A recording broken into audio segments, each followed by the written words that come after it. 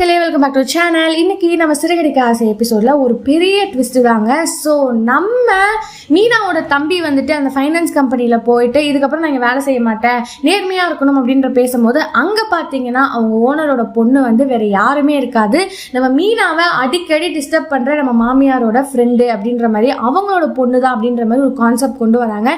So அவங்க ரெண்டு பேருக்கு ஒரு லவ்ஸ் போகும் அப்படின்ற மாதிரி நான் சொல்ல வரேன்.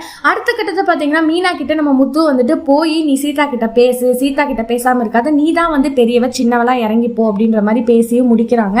அதுக்கப்புறம் தான் இன்னொரு ஒரு ட்விஸ்ட் என்ன அப்படின்னு பார்த்தீங்கன்னா, இன்னொரு பக்கம் நம்ம ரோகிணி அவங்கலாம் வந்துட்டு எப்படியோ பீஸா வாங்கி தரணும் அப்படின்னு மனோஜ் வந்து அந்த விஷயத்துல எதுவுமே நல்லா இல்லை அப்படின்ற மாதிரியும் பேசிக்கிறாங்க.